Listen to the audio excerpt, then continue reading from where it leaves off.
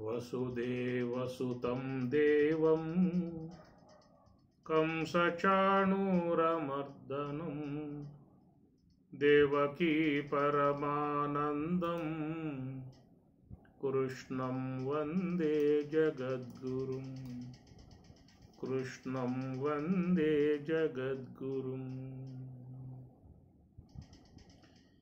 కుండలిశయనా వేదండరక్షక అఖండ తేజ నాయండనుండవే. కుండలిశయనా వేదండరక్షక అఖండ తేజ నాయండనుండవే. పంకజలోచన శంకరనుత సంకటములు మాన్పవే. పొంకముతోను ఏమిరా రామ నా వల్ల నేరామేమిరా రామ. మందరధరణి సుందర పదములు ఇందిరేశ కనుగొందు జూపవే. మందరధరణి సుందర పదములు ఇందిరేశ కనుగొందు జూపవే. దినమొక ఏడుగా ఘనముగ గడిపెద తనయుని మీదను దయలేదయ్యో ఏమిరా రామ నా వల్ల నేరామేమిరా రామ. సదయ హృదయ నీ మృదు పదములు నా హృదయ కమలమున వదలక నిల్పెదా. సదయ హృదయ నీ మృదు పదములు నా హృదయ కమలమున వదలక నిల్పెదా. రామ రామ భద్రాచల సీతారామదాసుని ప్రేమతో నేలవే ఏమిరా రామ నా వల్ల నేరా మేమిరా రామ. ఏమి రామ ఇలాగు కష్టములు నీ మహిమో నా ప్రారబ్ధమో ఏమిరా రామ నా వల్ల నేరామేమిరా రామ. మంగళం భగవన్ శంభో మంగళం వృషభధ్వజ మంగళం పార్వతీనాథ మంగళం భక్తవత్సల. ఓంకారం బిందు సంయుక్తం నిత్యం ధ్యాయంతి యోగినః. కామదం మోక్షదం తస్మాత్ ఓంకారాయ నమో నమః. ఓంకారాయ నమో నమః. ఓంకారాయ నమో నమః. ఓం నమః శివాయ. ఆరక్షరములతో ఆరంభమాయనే ఉయ్యాల. రక్షకుడు చిన్మయుడు తొట్టి లోపల తాను ఊగుచూనున్నాడే ఉయ్యాల. ఊగుచూనున్నాడే ఉయ్యాల. ఉచ్ఛ్వాస నిశ్వాసములు రెండు త్రాళ్ళుగా త్రొట్టిన్లదీశనే ఉయ్యాల. పంచకన్యలు గూడి పంచవేదము చదివి తొట్టి బట్టూపినే ఉయ్యాల. ఆధార స్వాదిష్టమని పూర కమలముల ఆ తట్టు ఊగినే ఉయ్యాల. అనాహత విశుద్ధ ఆజ్ఞేయ కమలముల ఈ తట్టు ఊగినే ఉయ్యాల. ఈ తట్టు ఊగినే ఉయ్యాల. మూలాధార స్వాదిష్టాన మణిపూరక అనాహత విశుద్ధ ఆజ్ఞ సహస్రార అనేటువంటి షడ్చక్ర విచారము అట్లుగా ఉనగదస్థానం గుణవాసాశాసావర్ణగంబై చతుర్దళయుక్తంబై తప్తకాంచన పుష్పసన్నిభంబై మహీనలయంబై ఘ్రాణాకారణంబై మూలాధార చక్రంబు విలసిల్లునందు వినాయకునకు 6 నూర్ల హంసలు లింగస్థానంబున బాభామాయారాల వర్ణకంబై షడ్దల సమన్వితంబై రక్తవర్ణంబై జలాలయంబై రసనాకారణంబై స్వాదిష్టాన చక్రంబు రంజిల్లు అందు చతుర్ముఖునకు 6 వేలును. లింగస్థానంబున 2వ చక్రాన్ని గురించి నిన్న మనం ప్రస్తావించుకుంటూ వస్తూ ఉన్నాము. లింగస్థానంబున అనేటువంటివన్నీ కూడా సాధారణంగా శరీరం క్రింది భాగం నుండి పైదాకా చెప్పుకొస్తున్నటువంటి అంశములు. ఇవి భౌతికముగా ఉన్నటువంటి అంశాల గురించి మనం ప్రస్తుతం మాట్లాడుకుంటూ ఉన్నాము. దాంట్లో ఉన్న పారమార్థిక అంశాలు కూడా కొంత మనం చర్చించుకోవాల్సి ఉంటుంది. అవి కూడా చూద్దాము. లింగస్థానంబున యావారాల వర్ణకంబై షడ్దల సమన్వితంబై 6 దళములు కలిగి ఉన్నటువంటి దీయును రక్తవర్ణం ఎరుపు వర్ణము కలిగి ఉన్నటువంటి దీయును జలాలయంబై జలమునకు ఆలయం నివాసమై ఉన్నటువంటి స్థలముగా రసనా కారణంబై అని చెప్పనంటూ ఈ శరీరము అనబడేటువంటిది జలము అనేటువంటి దాంతో ఈ ప్రాణములు నిలబడి ఉన్నటువంటి అంశముగా చెప్పుకోవడం జరిగింది. రసనా కారణంపై అనగా విశ్వమునందున్నటువంటి అనేక పదార్థాల నుంచి మనకు జిహ్వేంద్రియం ద్వారా లోనికి పోతున్నటువంటి విధానము అని చెప్పని వాటిలో రసములు మొత్తం 6గా చెప్పుకున్నాం. తీపి, పులుపు, ఉప్పు, కారము, వగరు, చేదు అని చెప్పేసి అని ఇవి సరైనటువంటి యొక్క ఆరోగ్య స్థితిని కాపాడుకోలేకపోవటం కారణముగా మనం వీటిల్లో ఉన్నట్టు కొన్ని వాటిని కోల్పోతున్నటువంటి పరిస్థితి జీవితంలో ఎక్కడ చూసినా కానీ ఈనాడు చూస్తే మరి షుగరు బీపీలుగా పెరిగిపోతున్నటువంటి పరిస్థితి. షుగరు వచ్చిందా అంటే రాజుగారు తీపిగా ఎగిరిపోతారు. తీపి, పులుపు, ఉప్పు, కారం అనేటువంటి 3. బీపీ వచ్చిందా అని చెప్పనంటే ఈ 3 పోతాయి. షుగర్ వచ్చిందా అంటే తీపి అనేది పోతుంది. తర్వాత ఉన్నటువంటి తీపి, పులుపు, ఉప్పు, కారం 3 అన్నమాట. ఈ 3 కూడా మరి బీపీ కనుక పెరిగిపోయే విధానాలు వచ్చినట్లయితే ఈ 3ంటిని కూడా మనం కంట్రోల్ చేసుకోవాల్సి ఉంటుంది. వాడి జోలికి పోకుండా ఉండాల్సి ఉంటుంది. కనుక జీవితమే దుర్భర పరిస్థితి. ఈనాటి బీపీ షుగర్లతో బాధపడేటువంటి వాళ్ళ జీవితాలు దుర్భర పరిస్థితి. ఎందుకంటే ఏమి తిందామన్నా భయమే, ఏమి తింటే ఏ విధంగా లోపల పెరిగిపోతాయనేటువంటి యొక్క ఆందోళన. ఇవి లేకుండా ఏ పదార్థాలు లేవు. అన్ని పదార్థాలు కూడా ఈ షడ్రసాలలో ఏదో ఒక రసం విశేషంగా కలిగి ఉంటాయి. కాబట్టి అందుచేత మరి జీవితంలో అందరూ కూడా బాహాటముగా అలవాటు పడి ఉన్న విధానం ఏంటంటే తీపి, పులుపు, ఉప్పు, కారం. తీపి, పులుపు, ఉప్పు, కారం ఈ 4ంటికి బాగా అలవాటు పడి ఉన్నటువంటి విధానము. చివరిలో ఉన్నటువంటి వగరు, చేదు వీటిని ఎంతగా పట్టించుకునే దాఖలాలు లేవు. ఒకవేళ ఉన్నా కానీ అవి ఎక్కడో మూలబారేస్తాం తప్ప వాటిలో జోలికి పోం మనం. ఎక్కువగా జీవితంలో మానవులు ఈ 4 ఉన్నటువంటి పదార్థాలనే ఎక్కువగా తీసుకోవడం జరుగుతూ ఉంటుంది. ఎక్కడికి పోయినా, ఏ ఫంక్షన్లకు పోయినా, ఏ వాటిలకు పోయినా, ఏ బంధువుల ఇంట్లకు పోయినా, ఎక్కడున్నా కానీ జీవన విధానం ఈ 4ంటితో బాగా అలవాటు పడి ఉన్నటువంటి వాళ్ళము. ఈనాడు చూసినట్లయితే కొంతమంది చెబుతూ ఉంటారు, అయ్యా మాకు పుష్కలంగా సంపూర్ణముగా ఆస్తులు కూడగట్టుకున్నాం, కానీ మాకు తినే యోగ్యత మాత్రం లేదు. కేవలం చూస్తూ ఉంటామే తప్ప, సాక్షిగా చూస్తూ ఉంటామే కానీ వాటిని ముట్టుకునే పరిస్థితి మాత్రం మాకు లేదు. అట్లయిపోయింది జీవితం. నిస్సారమై ఉన్నటువంటి జీవితం. సప్పిడి ఆహారాలు తినాలి, చేదు పదార్థాలు తినాలి తప్ప మాకు రుచికరంగా ఉన్నటువంటివి కళ్ళ ముందు కదిలిపోతూ ఉన్న జాలిగా చూస్తూ వదిలిపెట్టేయడం తప్ప వాటిని ఆస్వాదించడానికి అవకాశం లేకుండా పోయింది అని జీవితంలో చాలామంది వాపోతూ ఉన్నటువంటి పరిస్థితులు.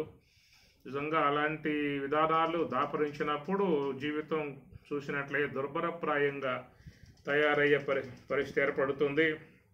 ఎందుకంటే అవన్నీ పెరిగిపోయిన తర్వాత ఆ జీవితమే చాలా మరి ఆ ప్రమాద స్థితికి పోయే అవకాశాలు కూడా ఉంటాయి. అందువల్ల వీటి విషయాల్లో చాలా జాగ్రత్తలు కూడా తీసుకోవాల్సి ఉంటుంది. ముందు భవిష్యత్తులో పిల్లలు ముఖ్యంగా వాళ్ళకి భవిష్యత్తు ఎంతో ఉంటుంది కాబట్టి వాళ్ళ విషయంలో కూడా పెద్దలుగా ఉన్నటువంటి వారు కొంత జాగ్రత్తలు తీసుకుని వాళ్లకు సరైనటువంటి ఆహార పోషణ జిహ్వ ద్వారా అందేటువంటి రసాలు ఏవైతే ఉన్నాయో అవి ఆహార పోషణ విధానంలో రాబోయేటువంటి తరాలకి పెద్దలన్నా కొంత గమనికగలిగి వాళ్ళకు అందించగలిగితే స్వచ్ఛమై ఉన్నటువంటి యొక్క ఆహారము, శక్తివంతమై ఉన్నటువంటి యొక్క ఆహారం అనేటువంటివి పిల్లలకు ఇచ్చినట్లయితే తర్వాత వాళ్ళ ద్వారా ఏర్పడేటువంటి సంతతి కూడా మంచిగా ఏర్పడే అవకాశం ఏర్పడుతుంది. ఎందుకంటే అందరూ కూడా ప్రవృత్తి మార్గంలో ప్రయాణం చేస్తూ ఉన్నారు, కుటుంబ వ్యవస్థలు కలిగి ఉన్నారు కనుక వాళ్ళ పిల్లలు అందరూ కూడా బాగా ఉండాలనేటువంటి యొక్క కోరికలు కలిగి ఉన్నటువంటి కుటుంబ విధానాలు వాళ్ళ కోసం ఎంతో కష్టపడతారు, శ్రమిస్తారు.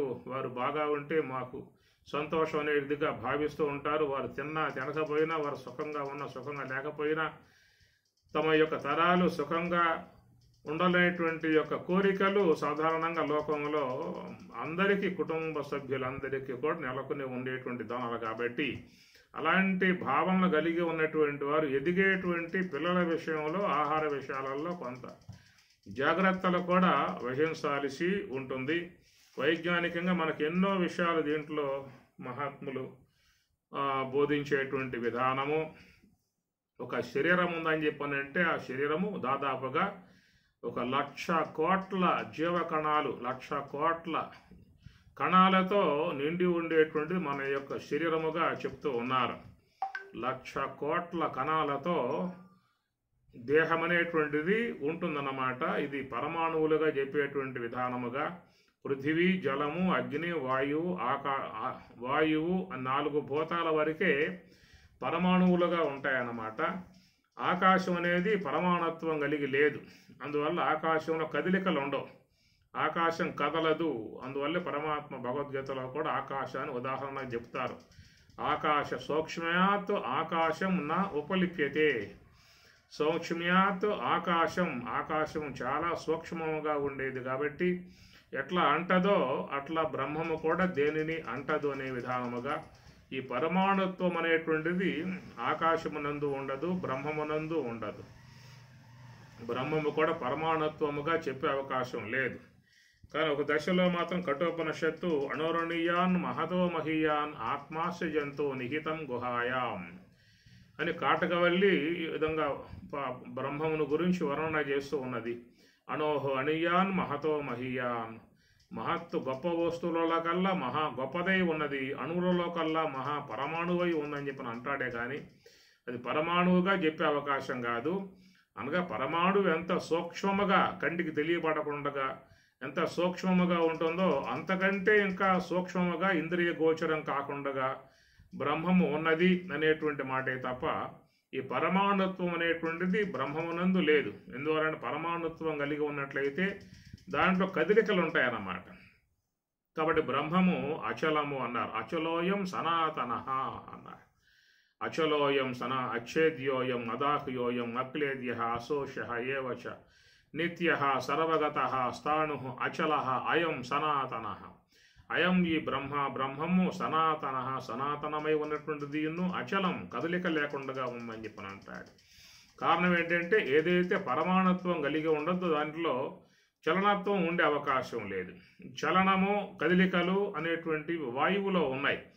ఎందుకంటే వాయువు అనేది పరమాణుత్వం కలిగి ఉన్నది. అట్లా అగ్నిలో కూడా కదలికలు ఉన్నాయి.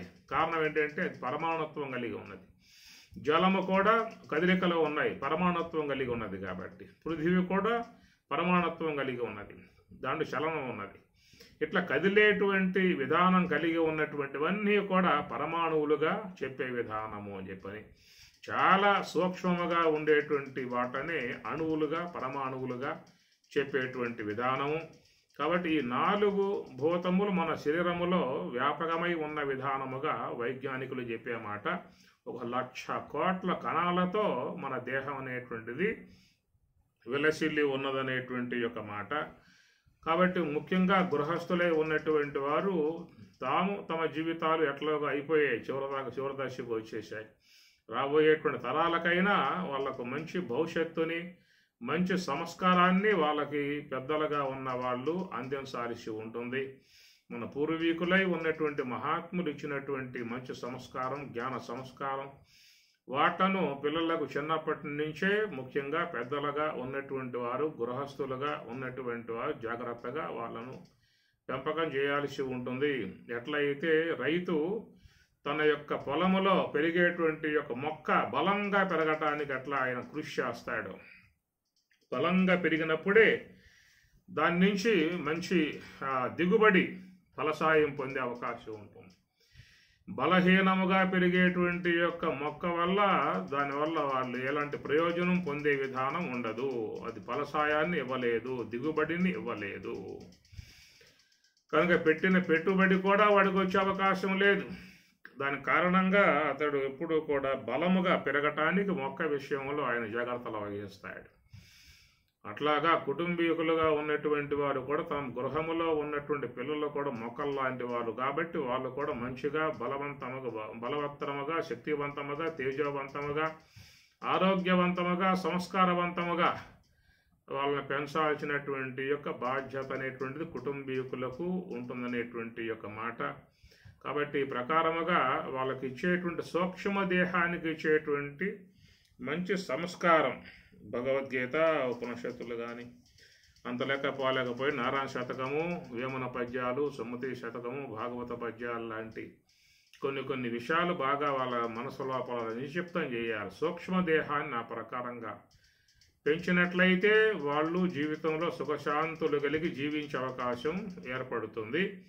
అదే ప్రకారంగా ఈ శరీరాన్ని కూడా మంచి శక్తివంతమైనటువంటి యొక్క దేహముగా కూడా పెంచాల్సి ఉంటుంది. చాలామంది ఇచ్చేటువంటి యొక్క ఆహారములు అనగా ఈ షాపుల్లో దొరికేటువంటి యొక్క ఫాస్ట్ ఫుడ్లు కానీ, జంక్ ఫుడ్లు కానీ, ఇవన్నిటినీ కూడా దేహంకి ఇచ్చినప్పుడు ఆ దేహంలో సరైనటువంటి శక్తివంతమైనటువంటి కణజాలం తయారయ్యే అవకాశాలు ఉండవు.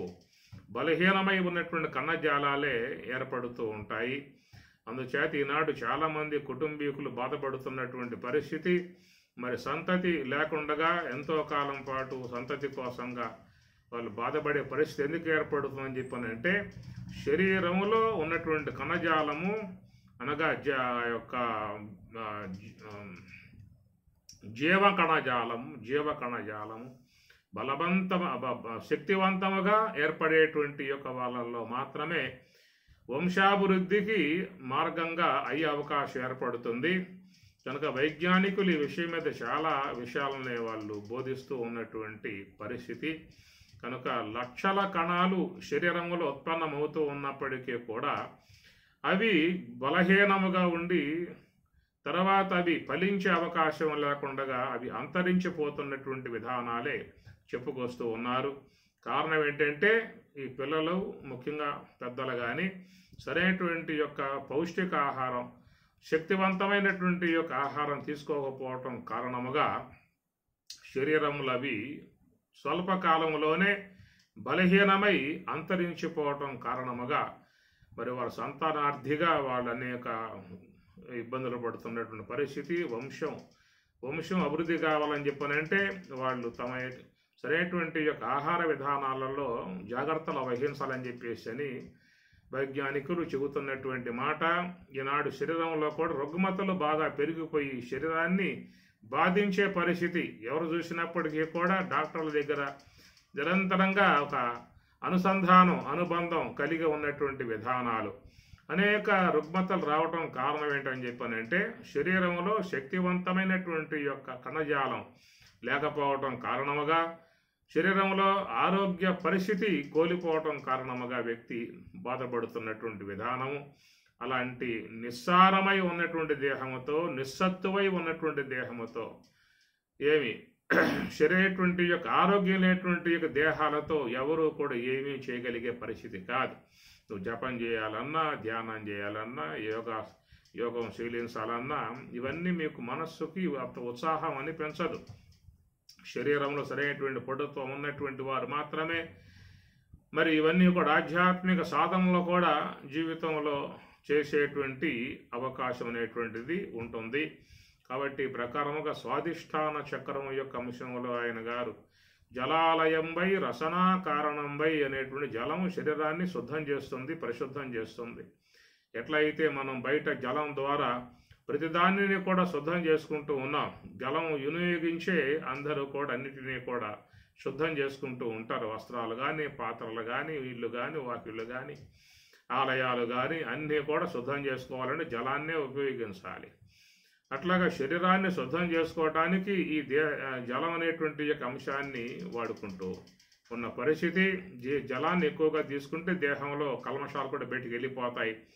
రెండవది, శరీరం శక్తివంతంగా ఉండటానికి ఈ రసాయనాలు రస సంబంధమై ఉన్నటువంటి పదార్థాలు దేహంలో పోవాలి తప్ప బాగా ఉడికించి ఉడకబెట్టి వాటిని మసాలాలతో బాగా వేపుడులు చేయించి దాంట్లో ఉన్న గుణాలను పూర్తిగా లేకుండా చేసుకుని నిస్సత్తువై ఉన్న నిస్సారమై ఉన్నటువంటి ఆహారాలు తీసుకునేటువంటి వాళ్ళల్లో అనగా పురుషుని యొక్క శరీరంలో శరవేగముగా తయారయ్యేటువంటి యొక్క జీవ కణాలు తగ్గిపోతున్నట్లుగా కూడా వైజ్ఞానికులు చెబుతూ ఉన్నారు. ఒకవేళ అలాంటి ఏర్పడ్డా కానీ బలహీనముగా ఏర్పడ్డ కణజాలమే ఏర్పడుతూ ఉన్నది. అట్టి బలహీనమై ఉన్నటువంటి కణజాలము స్త్రీ గర్భంలోకి 30 కోట్ల కణాలు ప్రవేశించినప్పుడు ఆమె శరీరములో ఉన్నటువంటి దేహరక్షణ శక్తి గల కణాలు వీటిలను చంపివేస్తున్నాయి అని చెప్పేసి దాని కారణంగా మరి సంతతి లేకుండా పోతున్న పరిస్థితిగా వైజ్ఞానికులు చెప్పేటువంటి మాట. కాబట్టి ప్రకారం అభివృద్ధిని కోరుకునేటువంటి వారు ముఖ్యంగా పిల్లలకు మంచి శక్తివంతమైనటువంటి ఆరోగ్యకరమైనటువంటి ఆహారాల విషయాలలో జాగ్రత్తలు తీసుకుంటేనే ముందు వాళ్ళు మళ్ళా వంశాభివృద్ధి కలిగి పయనించే అవకాశాలు లాంటివి ఏర్పడతాయనేటువంటిది ఒక వైజ్ఞానిక ఉన్నటువంటి అంశము. ఈ ప్రకారంగా జలాలయంబై రసనా కారణంబై స్వాధిష్టాన చక్రం అనేటువంటిది ఈ ప్రకారముగా ఉన్నది. ఈ చక్రానికి అధిపతిగా ఉన్నటువంటి మరి దేవత చతుర్ముఖుడు అనగా బ్రహ్మదేవుడు. కనుక బ్రహ్మదేవుడు అని చెప్పి అనగానే మనకి సృష్టి యొక్క సంబంధమై ఉన్నటువంటి అంశం గోచరిస్తుంది. ఆయన సృష్టికర్త అని చెప్పేసి కనుక స్వాధిష్టాన చక్రానికి ఆయన అధిపతిగా ఉన్నాడనేటువంటి యొక్క మాట గమనించండి. ఇది భౌతిక సంబంధమై ఉన్నటువంటి అంశములు మనం చెప్పుకుంటూ ఉన్నాము.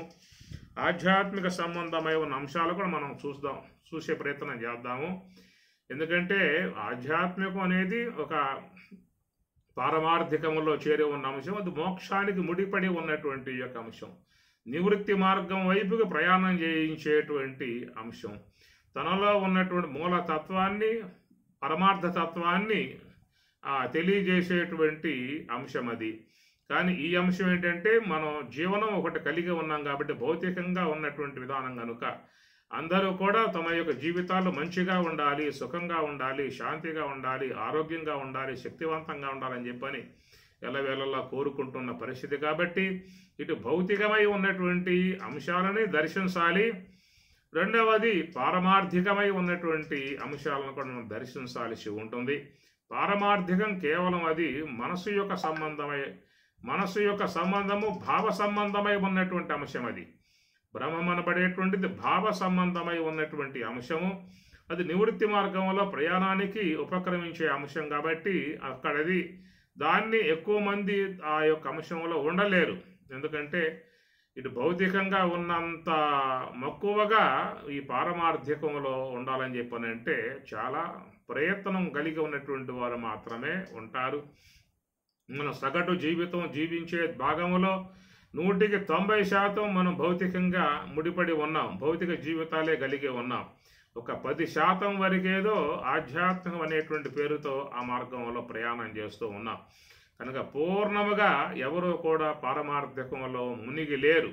అది సందర్భాన్ని బట్టి, అవకాశాన్ని బట్టి దాన్ని వినియోగింపజేసుకోవడమే కానీ పూర్తిగా మరి మానవులు ఈ భౌతికలో ఉన్నారు కాబట్టి ఈ భౌతిక సంబంధమై ఉన్న అంశాన్ని కూడా అవగాహన చేసుకోవడంలో ఎంతో మేలు కలిగే అవకాశం ఏర్పడుతుంది. కాబట్టి ఇప్పుడు మన షట్చక్రాల యొక్క విషయాల మీద ఇటు భౌతికముగా ఉన్నటువంటి అంశాన్ని అధ్యయనం చేస్తూ ఉన్నటువంటి పరిస్థితి. కాబట్టి ఇక్కడ చతుర్ముఖ బ్రహ్మ అనేటువంటి విధానం వచ్చినప్పుడు అది సృష్టి యొక్క సంబంధమై ఉన్న విధానం కాబట్టి ఆ సృష్టి కారకములుగా ఉన్నటువంటివి జలాలయంపై రసనా కారణంపై ఉన్నటువంటివి కాబట్టి ఈ దేహ కణజాలాన్ని చక్కగా వృద్ధి చేసుకుని తేజోవంతముగా చేసుకుని ఆరోగ్యకరంగా చేసుకుని తాము జీవించటమును తర్వాత రాబోయే తరాలకు కూడా అలాంటి ఆ విధానాన్ని పెద్దలుగా ఉన్నటువంటి వారు అందించగలగాలి. అది లేని పక్షములో ఆ తర్వాత కాలంలో పిల్లలు చాలా బాధపడే పరిస్థితి కూడా ఏర్పడుతుంది. సరైనటువంటి యొక్క ఆరోగ్యం లేక, శక్తి లేక, ఏ నీరసాలతో ఆయాసాలతో మరి ఏ కొంచెం సేపు పని చేసినా అలసిపోతారు, సొలిసిపోతారు, పోయి పడుకోవాల్సిందే. కారణం ఏంటంటే దేహంలో సరైనటువంటి ధాతు పుష్టి లేదు. ఆ పుష్టి లేకపోవటం వల్ల నాడు బలహీనముగా పిల్లలు తయారవుతున్న పరిస్థితి. కాబట్టి వాళ్ళు ఏ కార్యాలు కూడా శక్తివంతంగా చేయలేకపోతూ ఉన్నారు. తర్వాత కాలంలో వాళ్ళు చాలా జీవితంలో ఇబ్బంది పడే పరిస్థితి కూడా ఏర్పడుతున్నటువంటిది స్వాధిష్టాన చక్రం ద్వారా గ్రహించుకోవాల్సి ఉంటుంది. నాభిస్థానంబున డాఢానా తాత దాధానా పాప వర్ణగంబై దశదలోపేతంబై తేజో నివాసంబై పీతవర్ణంబై నేత్రకారణంబై మణిపూరక చక్రంబు ప్రకాశింసు అందు శ్రీ మహావిష్ణువునకు 6000 హంసలు అని నాభిస్థానంబు నా లింగస్థానం కాగానే పైకి నాభిస్థానంకి వచ్చేశారు. నాభి అంటే ఆ నాభి అనేటువంటిది తల్లి గర్భములో ఉండగా తల్లికి బిడ్డకు అనుసంధానముగా ఉన్నటువంటి యొక్క భాగం అది. కనుక వాని యొక్క దేహం సంతరించుకోవటానికి ఆహారం లోనికి పోవటానికి భగవంతుడు తల్లి పేగుకి వాడి బొడ్డుకి పరమాత్మ ముడివేసినటువంటి పరిస్థితి. అది పోషక విధానం. శ్రీమన్నారాయణుడు పోషణ విధానం కాబట్టి ఇక్కడ మణిపూరక చక్రానికి శ్రీ మహావిష్ణువు అధిపతిగా ఉన్న విధానము. కనుక ఆయన సమస్త జీవుల్ని కూడా పోషించడం ఆయన యొక్క విధానమై ఉన్నది. బ్రహ్మ సృష్టికర్తగా ఆయన ఉండగా పోషణ విధానముగా శ్రీమన్నారాయణుడు చెప్పుకొస్తారు పోషణకర్తగా. అందుచేత మరి నాభి స్థలములో ఆయన ఉన్నటువంటి వాడై ఉదర స్థలం ఉన్నటువంటి వాడై జీవులందరినీ కూడా పోషించే విధానం. మరి ఆ యొక్క తల్లి గర్భంలో ఉండగా మరి ఆ బిడ్డ కణజాలముగా ప్రవేశించినటువంటి వాడు సూక్ష్మముగా చాలా కణజాలము చూడండి. కావాలంటే చాలామంది దాని విషయాలు చెప్పుకొచ్చినటువంటి విధానము. మరి ఆ యొక్క పురుషుడి నుంచి వెలువడేటువంటి ఆ జీవకణం చాలా సూక్ష్మంగా ఉంటుంది. దానిని అండాశయంలో ప్రవేశింపజేస్తాడు. కొన్ని లక్షల కణాలు వచ్చినప్పటికీ కూడా 30 కోట్ల జీవులు కదిలి వచ్చారు. చాలామంది దాంట్లో బలహీనముగా ఉన్నటువంటి జీవకణాలు అంతరించాయి తొలిలోనే. ఎన్నో ప్రయాణం చేయగా ఒక్క కణం మాత్రమే అండాశయం ప్రవేశించినప్పుడు దాంట్లో అదొక్కటే పెరిగే విధానం ఏర్పడుతుంది. అట్టి ఆ యొక్క అండాశయంలో ప్రవేశించినటువంటి ఆ కణానికి ఆ నాభికి తల్లి యొక్క పేగుకి పరమాత్మ సర్వేశ్వరుడు శ్రీమన్నారాయణుడు ముడివేసి 9 మాసాలు వాడి పెరగటానికి గల విధానముగా రసాలను పంపించాడు. ఎట్లయితే శ్రీమన్నారాయణుని యొక్క నాభి కమలం నుంచి బ్రహ్మ పుట్టాడని చెప్పని కదా కమల సంభవ అని చెప్పని అంటారు. మనం చూస్తూ ఉంటాం పుట్టోల్లో కూడా శ్రీమన్నారాయణుని యొక్క నాభి నుంచి కమలంగా ఏర్పడేటువంటి కమల సంభవుడు బ్రహ్మ అని చెప్పని అంటూ ఉంటాము. మనం చూస్తూ ఉంటాం పుట్టోల్లో కూడా.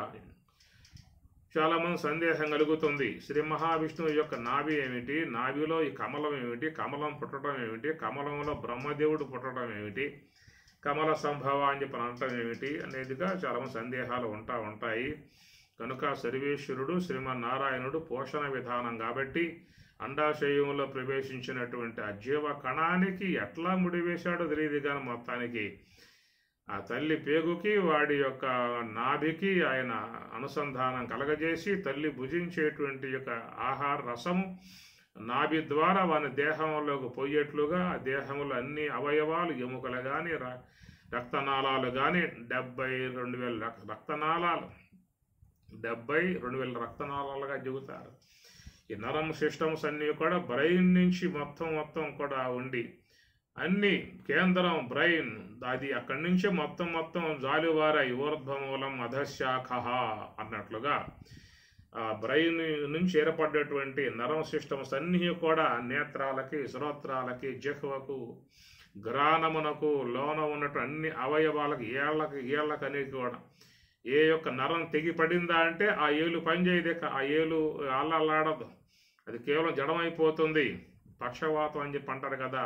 పక్షవాతం అంటే ఏ యొక్క వైపు ఈ ఈ నర్మ సిస్టమ్స్ పనిచేసే విధానం లేదో ఆ భాగాలు పనిచేసే విధానం ఉండవు అన్నమాట. ఈ ప్రకారముగా భగవంతుడు అనగా శ్రీమన్నారాయణుడు తల్లికి బిడ్డకు అనుసంధానం కలగజేసి నాభి ద్వారా ఆహారాన్ని పంపించి 9 మాసాలు పట్టింది ఆయనకి ఈ దేహం తయారు చేయటానికి. అంత సమయం తీసుకున్నాడు. ఎందుకంటే ఇంత సమయం నీకు సంకల్ప మాత్రం అనుకుంటే మొత్తం పుడతారు కదా, అట్లా పుట్టించేయచ్చు కదా అని చెప్పని సందేహం కలగవచ్చు. కానీ ఈ యొక్క విధానాన్నే సర్వేశ్వరుడు ఏర్పాటు చేసి ఉన్న విధానము. ఎవరైనా కానీ తల్లి గర్భం నుంచి రావాల్సిందే. కనుక మాతృగర్భమే గర్భాలయము అన్నారు, గర్భగుడి అన్నారు. ఆ గర్భగుడిలో దేవుడు ఉంటాడు అని చెప్పి అన్నట్లుగా ఈ గర్భగుడిలో కూడా ఉన్నటువంటి దేవుడు జీవదేవుడు, జీవ పరమాత్మ, జీవో దేవ సనాతన అని చెప్పి అన్నారు. జీవుడు కూడా దేవుడే. కాబట్టి ఆ జీవదేవుడు తల్లి గర్భమగు గర్భాలయములో మరి ఉన్నటువంటి వాడే 9 మాసములు గడువు తీసుకొని సర్వేశ్వరుడు ఆ దేహానికి కాళ్ళు, చేతులు, అవయవాలు, నరమ సిస్టమ్స్, కన్నులు, గిన్నులు మొత్తం కూడా ఏర్పాటు చేసి ఆ తర్వాత అక్కడి నుంచి వాడికి భూమి మీదకు పంపించినటువంటి విధానము. భూమి మీదకు వచ్చిన తర్వాత కూడా ఆయన గారు వాడిని పోషించే విధానముగానే చేస్తున్నాడు. 100 ఏళ్ల కాలం పాటు జీవించినా కానీ వాడి జీవనానికి ఆ సర్వేశ్వరుడి అన్ని విధాల ఆహారాలు నిర్మాణం చేసి వాడు బతకటానికి, జీవితం చక్కగా సాగటానికి ఆయన పోషణ భారం వహించిన విధానం కనుక ఆ నాభి స్థలమునందు ఉన్నటువంటి ఆయన నాభి స్థలములో మణిపూరక చక్రము అని చెప్పి అన్నారు. ఆ మణిపూరక చక్రము దశదలోపేతం వై తేజో నివాసం వై. కనుక నాభి స్థలాన్ని తేజ నివాసము, తేజ అని చెప్పనంటే అగ్ని, తేజో నివాసం వై. ఆ నాభి స్థలమే ఉదర స్థలం కాబట్టి అక్కడ అగ్ని ఉండాలి, జఠరాగ్ని ఉండాలి. ఆ జఠరాగ్ని స్వామి పెట్టుకుని లోన వేసిన పదార్థాలను ఆయన గారు జీర్ణం చేస్తూ ఉన్నాడు. పచామ్యన్నం చతుర్విధం. కనుక నాభి స్థలమునందు తేజ నివాసము, అగ్ని నివాసమై ఉన్నటువంటి స్థలము, జఠరాగ్ని పుష్కలంగా ఏర్పాటు చేశాడు, అగ్నిగుండాన్ని ఏర్పాటు చేశాడు. అది చల్లారిపోయిందా అంటే మానవుడు చాలా ఇబ్బంది పడే పరిస్థితి. చాలామంది జీర్ణశక్తి లేకుండా ఇబ్బంది పడేటువంటి వాళ్ళు ఉన్నారు. తిన్న ఆహారం జీర్ణం కాదు. అజీర్ణే భోజనం విషం అని చెప్పి అన్నారు. అజీర్ణే భోజనం విషం. తీసుకున్నటువంటి యొక్క ఆహారం సకాలంలో జీర్ణమై అది కావాలి, అయినప్పుడే దేహానికి శక్తివంతంగా వచ్చే అవకాశం ఏర్పడుతుంది. కొంతమందికి అగ్ని మందగిస్తుంది. అగ్ని మందగించినప్పుడు వాళ్ళ శరీరంలో ఆహారం సరైనటువంటి విధానముగా జీర్ణం అయ్యే పరిస్థితి కాదు. అగ్ని మాంద్యము అనేది అగ్నిదేవుడికే వచ్చిందట ఒకప్పుడు. ఎందువల్ల అని చెప్పనంటే ఆయన గారు ఎవరో ఒక మహారాజు యజ్ఞం చేస్తూ ఉన్నాడు. ఏనుగు తొండమంత దారతో నెయ్యి పడేట్లుగా అగ్నికొండంలో పడేట్లుగా ఆయన రాజుగారు ఏర్పాటు చేసి అగ్నిహోత్రుని విరేలిసి యజ్ఞం గావిస్తే ఏనుగు తొండమంత దారగా పడుతున్నటువంటి అగ్నికొండంలో పడుతున్నటువంటి ఆ నేతిని బాగా తాగి తాగి తాగి తాగి ఆస్వాదించి అగ్నిదేవుడు చివరికి అగ్నిమాంద్యం వచ్చేసింది ఆయనకు కూడా. ఏ పదార్థం ముట్టుకున్నా కాలటం లేదు. అలాంటి పరిస్థితి ఏర్పడింది. ఆయన కూడా అజీర్ణ వ్యాధితో బాధపడుతున్నటువంటి పరిస్థితి. అగ్నిదేవుడికే అజీర్ణ వ్యాధి వస్తే ఇంకా లోకంలో ఇంకెవరు బతుకుతారో చెప్పండి. ఆ విధంగా ఉన్నప్పుడు మరి ఆయన గారు ఈ ఖాండవనం దహనం చేసే తప్ప మనకి ఈ వ్యాధి పోదని చెప్పి అనుకున్నాడు. ఆ ఖాండవ వనంలో అనేక మూలికలు ఉన్నాయి. ఆ మూలికలతో ఉన్నటువంటి ఖాండవనం దహనం చేద్దామని చెప్పి ప్రయత్నం చేస్తే అగ్నిదేవుడు ఈ ఇంద్రుడు అడ్డుపడుతూ ఉన్నాడు. మేఘనాథుడు. ఆ ఖాండవనం ఆయనది, ఇంద్రుడిది అన్నమాట. కాబట్టి అగ్నిదేవుడు ప్రవేశించగానే మేఘనాథుడు ఆ మేఘాలకు ఆర్డర్ ఇస్తాడు. ఆ మేఘాలు వస్తే వర్షిస్తాయి, అగ్ని ఆరిపోతుంది. ఇట్లా చాలా కాలం పాటు అగ్ని మాంద్యంతో ఆహారం తినే అవకాశం లేక, తిన్న జీర్ణం కాక అవస్థపడుతున్న పరిస్థితిగా ఉన్నప్పుడు ఒకప్పుడు విహారార్థమై కృష్ణార్జునులు ఆ యొక్క వనం వైపుకి వెళతారు. వెళ్ళినప్పుడు కృష్ణార్జునులను చూసి అగ్నిదేవుడు వచ్చి మారువేషంలో వచ్చి శరణుజొచ్చాడు. శరణుజొచ్చితే కృష్ణ పరమాత్మ అన్నాడు, అగ్నిదేవ ఏమిటని చెప్పి అడిగాడు. పరమాత్మ తెలుసు కాబట్టి మారు వేషంలో వచ్చినా కానీ పరమాత్మ గుర్తించి, అగ్నిదేవ ఏంటి నీ యొక్క సమస్య అని చెప్పి అడిగితే, ఇది నా సమస్య. ఒకప్పుడు మహారాజు ఏనుగుతొండమంత దారతో నెయ్యి పోసి యజ్ఞం చేశాడు. మొత్తం తాగి చివరికి నా యొక్క మరి అగ్ని మాంద్యం వచ్చింది, ఇబ్బంది పడుతున్నా అన్నాడు. నేను పోస్తే తాగటమేనా, ఇంకా పరిమితం ఉందా? పరమాత్మ కొంచెం మందలించి ఆ తర్వాత మరి ఏం చేస్తే నీకు ఈ విధంగా వ్యాధి పోతుందని చెప్పి అడిగితే, ఈ కాండవనం దహనం చేయాలి, దీంట్లో అనేక మూలికలు ఉన్నాయి, అందువల్ల నాకు ఈ వ్యాధి పోతుంది, సహాయపడమని చెప్పని అన్నారు. మేము విహారార్థమై వచ్చామయ్యా, మాకు ఆయుధాలు ఏమి లేవు అని చెప్పని అన్నారు కృష్ణార్జునులు. అప్పుడు ఆ సమయంలో అగ్నిదేవుడు ఇచ్చినటువంటిది ఆ చందన రథం అనేటువంటిది, రథాన్ని అగ్నిదేవుడు ఇచ్చాడు. సుదర్శన చక్రాన్ని కృష్ణ పరమాత్మకు ఆయన ఇచ్చిందే. గాండేవము తూనేరము అనేటువంటి దాన్ని కూడా అగ్నిదేవుడు ఆ సమయంలో అర్జునుడికి ప్రసాదించాడు. కాబట్టి ఆ చందన రథము కానీ, మరి చక్రం సుదర్శన చక్రం అనేటువంటిది కానీ, గాండేవం కానీ ఇవన్నీ కూడా కృష్ణార్జునులకు ప్రాప్తించింది ఆ సమయంలో అగ్నిదేవుడు ఇచ్చినటువంటి అన్నమాట. కనుక వాటి సహాయముతో మరి కాండవనంలో దహనం చేయటానికి అగ్నిదేవుడు ప్రవేశించినప్పుడు మరి ఇంద్రుడు మేఘాలకు ఆర్డర్ ఇచ్చి మేఘాలను శాసించి వాన కురవమని చెప్పి ఆజ్ఞాపించినప్పుడు అర్జునుడు తన బాణతూర్ణాలతో ఆ వనమంతా కూడా బాణాలతో కప్పివేశాడు.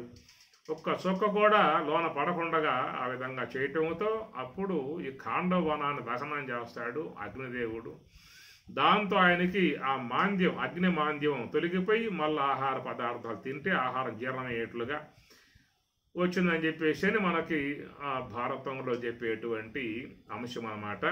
ఈ అగ్ని మాంద్యం అనేటువంటిది అగ్నిదేవుడికే వచ్చిన విధానం ఉన్నప్పుడు సామాన్య మానవుల విషయం చెప్పలేక, కనుక చాలామంది సరైనటువంటి యొక్క ఆకలి లేక తిన్న ఆహారం అరగక నానా అవస్థలు పడేటువంటి విధానం కాబట్టి వాళ్ళు కూడా కొన్ని నియమాలు చక్కగా పాటించినట్లయితే లోపల పరమాత్మ అనుగ్రహముతో అగ్ని మాంద్యం లేకుండా దేదీప్యమానముగా ఆహారం జీర్ణమై సకాలంలో వాళ్ళ శక్తినిచ్చే విధానముగా పరమాత్మ అనుగ్రహిస్తాడు. కొన్ని నియమాలు పాటించాలి జీవితంలో మానవులు కూడా. ఇచ్చలవిడిగా కనుక పోయినట్లయితే వాళ్ళ జీవితం వాళ్ళే నాశనం చేసుకునేటువంటి వాళ్ళు అవుతారు. నిన్న కూడా చెప్పుకున్నాం, ఇతర జీవులు అన్నీ కూడా ప్రకృతి పరంగా జీవిస్తూ ఉన్నాయి, పరమాత్మ ఆజ్ఞకు లోబడి జీవిస్తూ ఉన్నాయి. ఒక మానవుడు మాత్రమే తిరస్కరించి ప్రవర్తిస్తున్న విధానం కాబట్టి అనేక దుఃఖములకు బాధపడుతున్న పరిస్థితి ఏర్పడుతుంది మానవుడు. కనుక మరి తేజో నివాసం బై నాభి స్థలము అనే విషయం దాన్ని చెప్తూ తేజో నివాసం బై తేజస్సు అక్కడ నివాసముగా ఉండే విధానము. పీతవర్ణం బై తేజో నివాసం బై పీతవర్ణం బై నేత్ర కారణం బై మణిపూరక చక్రంబు ప్రకాశించువందు శ్రీ మహావిష్ణువునకు. కనుక నాభి స్థలం ఆ భాగములో శ్రీ మహావిష్ణువు అధిదేవతగా చెప్పినటువంటి మాట. ఆయన పోషక విధానం కలిగి ఉన్నటువంటి స్వామి కాబట్టి అందరి యొక్క పోషణ భారం స్వామివారు వహించి ఉన్నారు. కనుక అది మణిపూరక చక్రము అని చెప్పి అన్నారు. హృదయస్థానంబున టాటా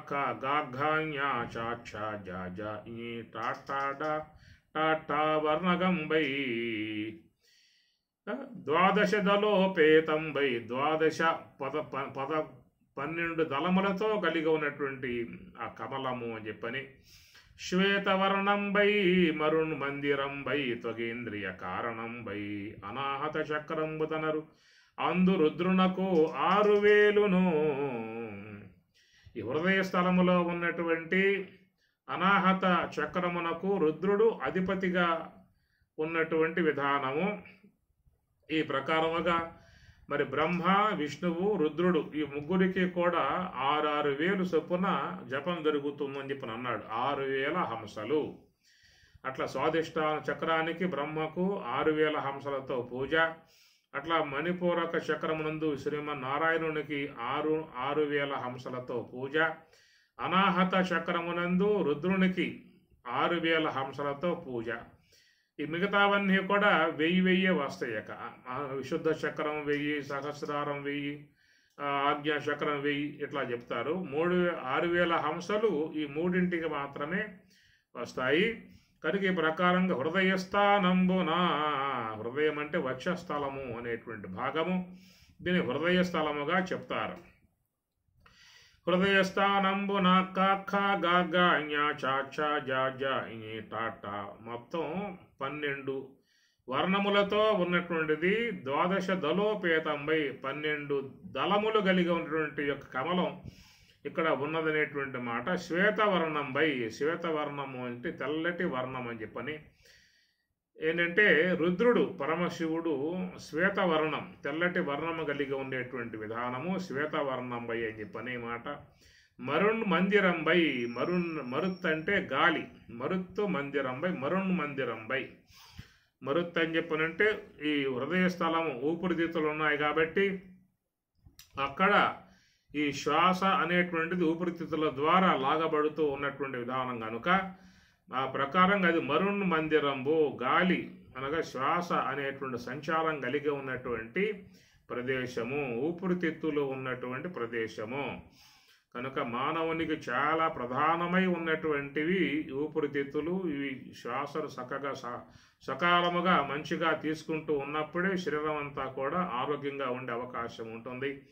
ఎందుకంటే గాలి అనేది దేహానికి చాలా ముఖ్యమై ఉన్నటువంటి వస్తువు.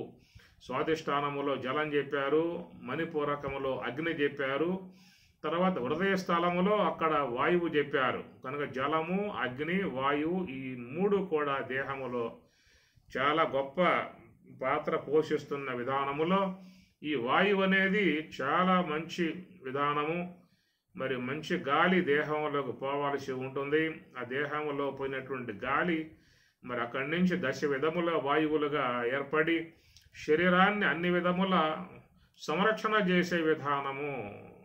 మరుణ్ మందిరంబు, మరుత్ అంటే వాయువు యొక్క మందిరంబు అన్నారు. అణువణువు ఈ గాలి వ్యాపకమై ఉండి దేహాన్ని ఎప్పుడు కూడా పరిశుద్ధం చేస్తూ ఉంటుంది.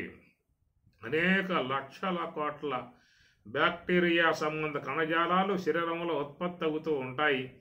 అవన్నింటినీ కూడా మరి ఈ వాయువులు తీసుకువచ్చి బయట పోస్తూ ఉన్నాయి.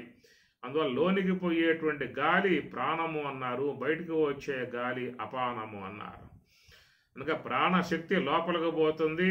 అపాన సంబంధమై ఉన్న బ్యాక్టీరియా సంబంధమై ఉన్న బొగ్గు పులుసు అయి ఉంటారు కదా, ఆ విధముగా చెడు గాలి బయటకు వస్తుందన్నమాట. కారణం ఏంటంటే మన దేహంలో ఏర్పడేటువంటి కణాలను ఊడ్చి మొత్తం ప్రతి శ్వాసగా బయట పోస్తూ ఉన్నాయి. అది అందువల్ల బయటకు వచ్చేటువంటి గాలి చాలా మరి దాంట్లో అనేకటువంటి కణాలు చేరి ఉండే కాబట్టి ఆ గాలి ఎవరో కూడా తాకరాదు. ఈ ప్రకారముగా మన శరీరములో ఈ వాయువులు చేస్తున్నటువంటి పని అన్నమాట. మన ఈ యొక్క శరీరములో గాలి గనక లేకపోయిందా అని చెప్పనంటే ఒక్క రోజులో ఆ శరీరం అంతా కూడా మార్పులు వచ్చేస్తాయి. అదే 4 రోజులు ఆ దేహం ఉండాల్సిన పరిస్థితి ఏర్పడ్డట్లయితే, ఎందుకంటే ఆ తలకూరు పెట్టేవాడు ఎక్కడో అమెరికా, రష్యాలో ఎక్కడో ఉంటాడు. వాడు టికెట్లు దొరకవు వాడికి సకాలంలో. వాడు రావాలి, ఆయనకి తలకూరు పెట్టాలి. మరి వాడు వచ్చిన దాకా ఇది ఎట్లా పెట్టే అవకాశం ఉంటుంది?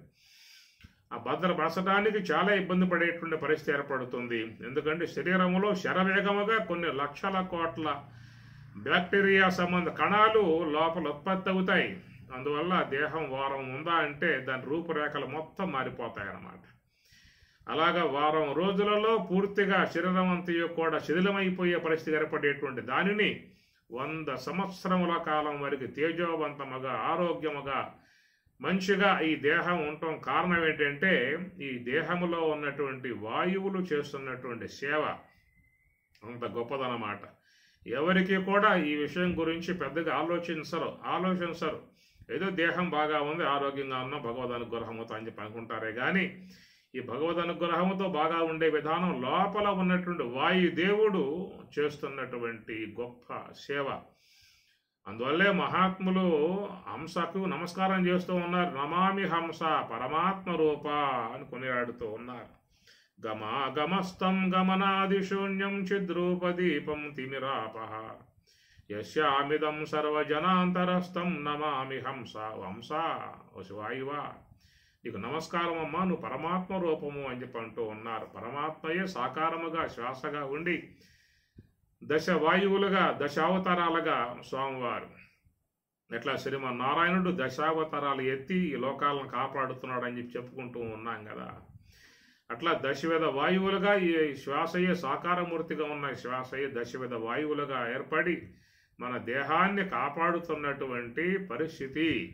కాబట్టి ఆ యొక్క విధానంగా కాపాడబట్టే మనం ఈనాడు ఎంత హాయిగా సుఖంగా శాంతిగా వ్యవహారం చేసుకుంటూ ఉన్నాం, జీవనం చేసుకుంటున్నాం అని చెప్పనంటే లోపల ఆ వాయువులు చేస్తున్నటువంటి సేవ చాలా గొప్పది.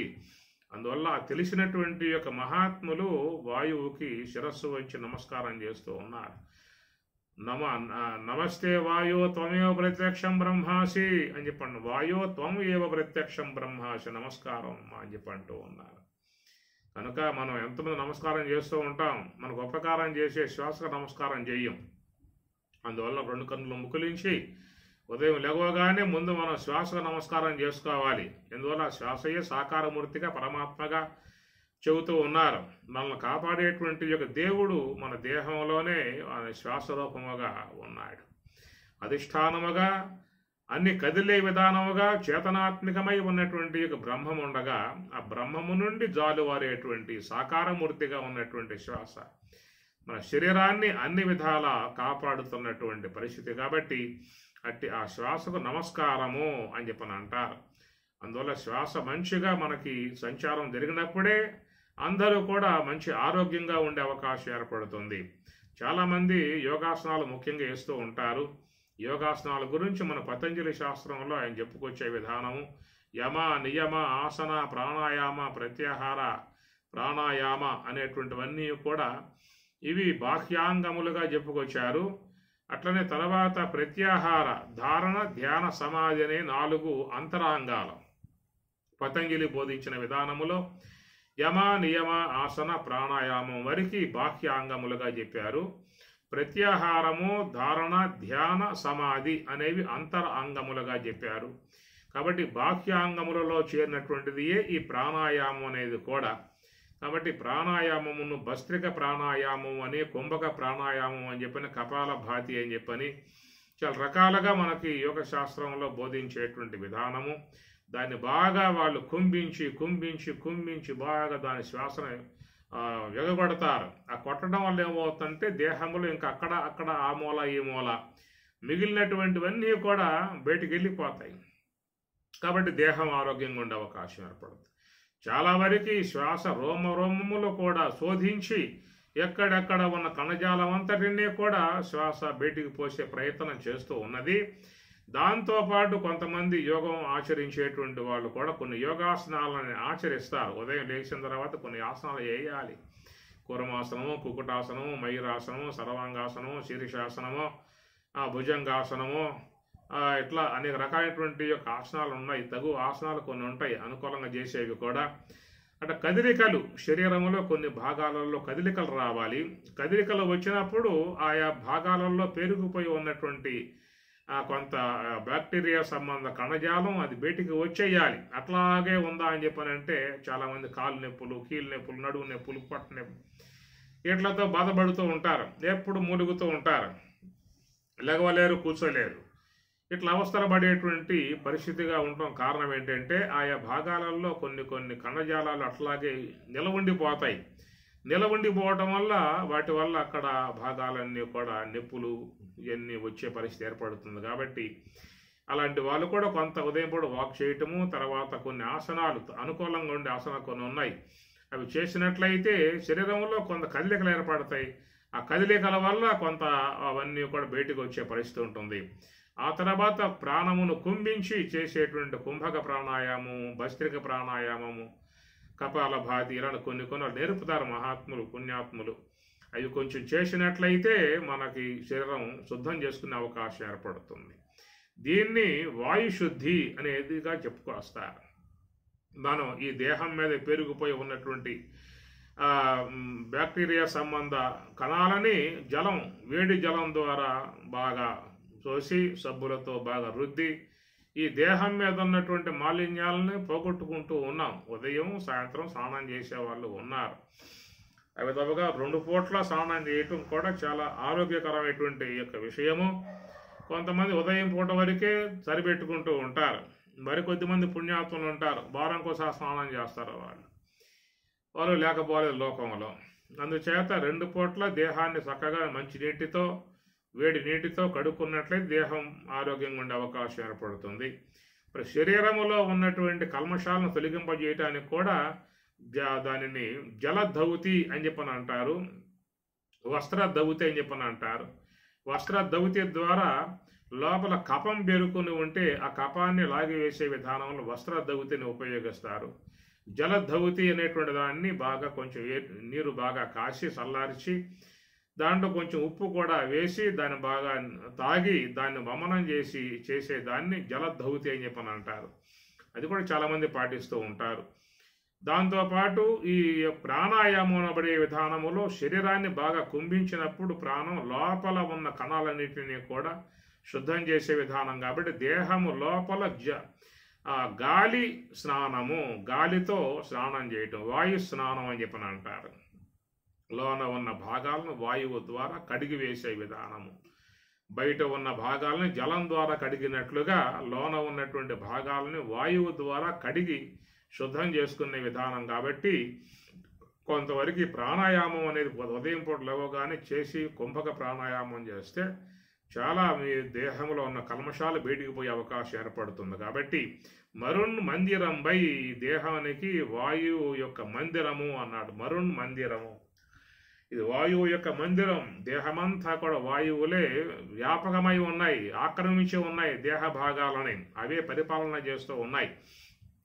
కాబట్టి పరమాత్మ కూడా ఈ వాయువుతోనే దేహంలో ఉన్న భాగాలని ముడివేశాడు. ఎట్లయితే వాయువుకి విశ్రాంతి లేదో, విశ్రాంతి లేదు, క్షణం కూడా ఆగటానికి వీల్లేదు. ఒకవేళ అడ్డుబడి ఆపావు అంటే ఊరుకోదు, నెట్టి పారేస్తుంది. కాసేపు క్షణకాలం పాటు నువ్వు వాయువుని ఆపగలిగే ప్రయత్నం చేసొద్దాం. క్షణం కాదు కదా, ఒక 5 సెకండ్ల వరకు ఆపుతావేమో, ఎమ్మటే తోసి పారేస్తుంది. ఎందువల్లంటే దేహరక్షణ భారం వహించి ఉన్నది. ఒకవేళ అడ్డుపడితే పక్క నెట్టి పారేస్తుంది, మరి యథావిధిగా ఆడుతుంది అన్నమాట. కాబట్టి ప్రకారముగా పరమాత్మ యొక్క ఆజ్ఞ ఆ శ్వాసకు అయ్యింది. అందువల్ల అది ఆగదేక తల్లి గర్భములో ఆరంభం చేయబడ్డటువంటిది ఈ భూగర్భంలోకి పోయేదాకా దాని సంచారం జరుగుతూనే ఉంటుంది. అందువల్ల అనుక్షణం ప్రతి క్షణం కూడా ఆ శ్వాస దేహంలో ఆడాల్సి ఉంటుంది. కనుక ఆ శ్వాసతో ఈ శరీరములో ఉన్నటువంటి అవయవాలు కూడా భగవంతుడు ముడివేశాడు. అందువల్ల శ్వాస గమనం ఉన్నంతకాలం లోన ఉన్న భాగాలు లంగ్స్, హార్ట్, కిడ్నీస్, అన్నవాహిక ఏవైతే మిగతాయి ఉన్నాయో అవన్నీ కూడా మొత్తం కూడా వాయువుతో ముడివేయబడ్డటువంటివి. ఏనాడు వాయువు ఆగుతుందో ఆనాడే ఇవన్నీ కూడా సద్దుమణుగుతాయి.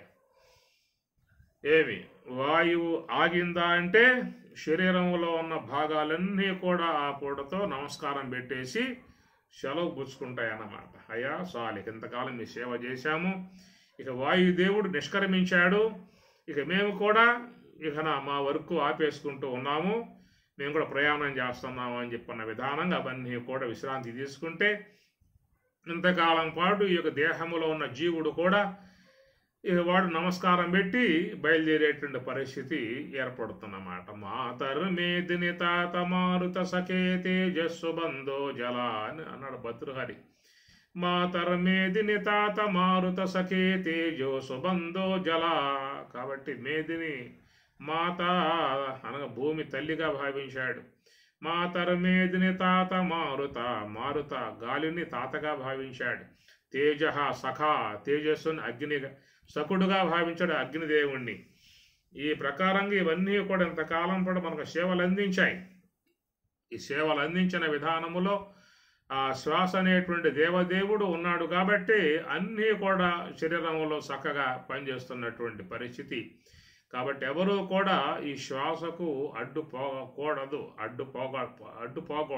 అందువల్ల ఎక్కువసేపు శ్వాసను బంధించే ప్రయత్నం చేయకూడదు. ఎందుకంటే ఇది ఒక సత్కార్యాన్ని వహించి ఉంది కాబట్టి, దేహ భాగాలని శుద్ధం చేసేందుకు అది పూనుకొని ఉన్నది కాబట్టి దాని ఈలే వరకు దాని జోలికి పోకుండా కేవలం గమనించు. స్వామి చెప్పిన మాట కూడా, నువ్వు ధ్యానం చేసే విధానాలలో చాలామంది ప్రాణాయామం చేస్తారు, కొంభిస్తారు. అదంతా కూడా ప్రయత్న విధానం అంతా కూడా అంత మంచి పని కాదు. కాబట్టి ఊరక శ్వాసలను గమనిస్తూ ఉండు. ఊరుకుండువాడు ఉత్తమ యోగిరా విశ్వదాభిరామ వినురవేమ అని అన్నాడు. ఊరక చూస్తూ ఉండు అంతే.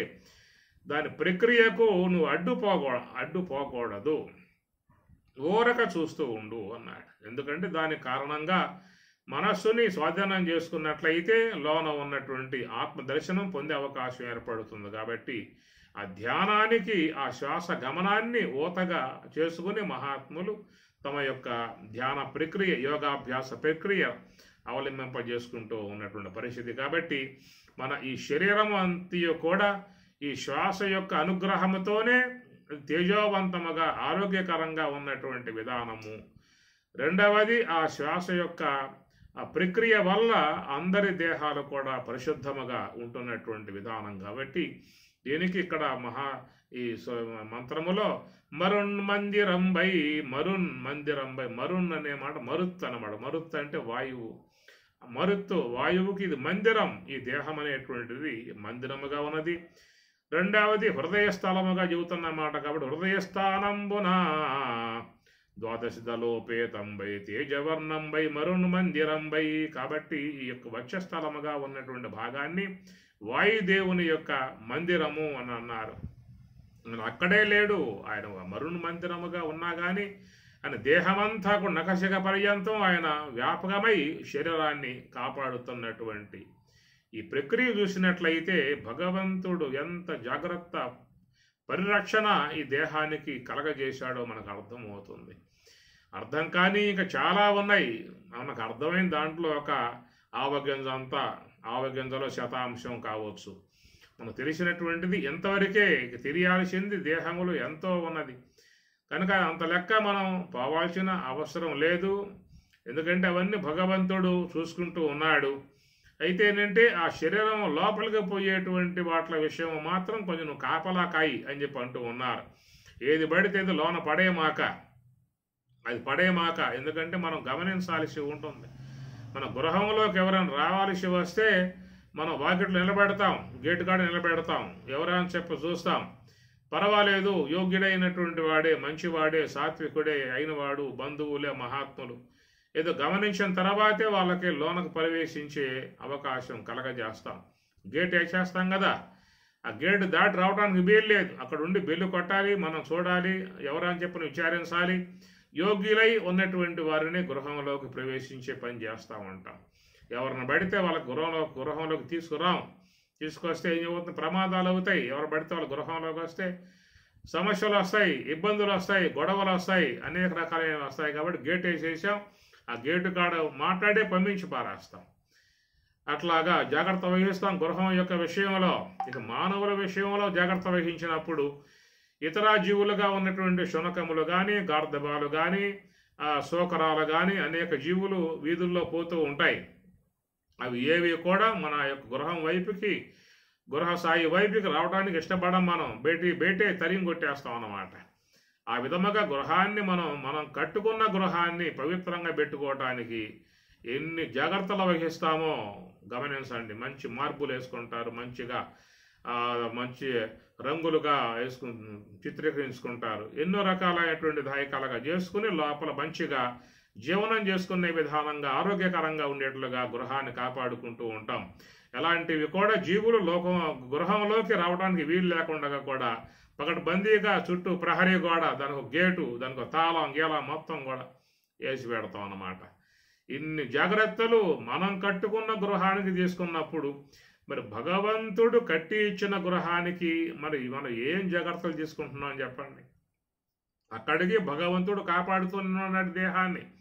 కానీ మనం ఏం చేస్తున్నామని చెప్పనంటే, మరి మనం కట్టుకున్న గృహంలోకి రావడానికి వీలు లేకుండా చుట్టూ ప్రహరీ గోడ కట్టి గేటు పెట్టి తాళం వేసి ఆ విధంగా భద్రం చేసుకున్న విధానంలో ఈ దేహం అనేటువంటి దేవాలయంగా చెప్పేటువంటి ఈ దేహం అనేటువంటి గృహంలోకి వచ్చే విషయంలో ఎవరూ కూడా జాగ్రత్తలు వహించటం లేదు.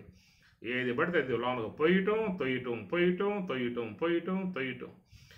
ఏం లోనకు పోతా ఉన్నాయి, కోళ్ళు పోతా ఉన్నాయి, నక్కలు పోతూ ఉన్నాయి, ఇంకా గొర్రెలు పోతా ఉన్నాయి, మేకలు పోతా ఉన్నాయి, అనేక రకాలైన చేపలు పోతా ఉన్నాయి, గేపలు పోతా ఉన్నాయి, పీతలు పోతా ఉన్నాయి, నత్తలు పోతా ఉన్నాయి. ఎన్ని రకాలైన జీవులు లోన పోస్తాడు వీడు తీసుకొచ్చి. ఈ విధంగా వాడి ఉప్పు కారాలు అద్ది నూనెలో బాగా ఏపుడు చేసి ఈ దేహం అనే గృహంలోకి పోసిన తర్వాత అవి ఊరుకుంటాయి. చెప్పండి, మమ్మల్ని చంపుతా ఉంటారు, నువ్వు మమ్మల్ని తింటామంటారా అని చెప్పి నా లోనకు పోయాక అవి వీడు చంపుతా ఉన్నాయి. లోనకు పోయిన తర్వాత అనేక వ్యాధులతో వీడు చంపుతా ఉన్నాయి. కాబట్టి ఈ విషయం గమనించండి. దేవుడు కట్టుకున్న గృహం ఇది. మనం కట్టుకున్న గృహం విషయంలో జాగ్రత్తలు వహించినట్లుగానే దేవుడు మన కోసం ఇచ్చినటువంటి ఈ గృహం యొక్క విషయంలో కూడా జాగ్రత్తలు వహించాల్సి ఉంటుంది. ఎలాంటివి లోనకు పోయినట్లయితే మన యొక్క దేహం ఆరోగ్యంగా ఉంటుందో, మన మనసు శాంతిగా ఉంటుందో, ఎక్కువ కాలంగా జీవించే ఆయుష్ ప్రమాణం పెరుగుతుందో అనే విషయాలు గమనించి మన లోన పడేసినట్లయితే కొంతవరకు ఆ యొక్క దేహాన్ని శుద్ధం చేసే భగవంతునికి కూడా కొంచెం శ్రమ తగ్గుతుంది. ఏవి పడితే పోసావు అని చెప్పనంటే పోసిన తర్వాత అక్కడి నుంచి లివర్లు పనిచేయడానికి ఇబ్బంది పడుతూ ఉన్నాయి, కిడ్నీలు పనిచేయడానికి ఇబ్బంది పడుతూ ఉన్నాయి, అన్నీ కూడా ఇబ్బంది పడుతూ ఉన్నాయి. ఇక ఇబ్బంది పడలేని పరిస్థితులలో చివరి దండం పెట్టేసి నువ్వు సావరా అని చెప్పని లివర్లో పనిచేయటం మానుకుంటూ ఉన్నాయి, కిడ్నీలు పనిచేయటం మానుకుంటూ ఉన్నాయి.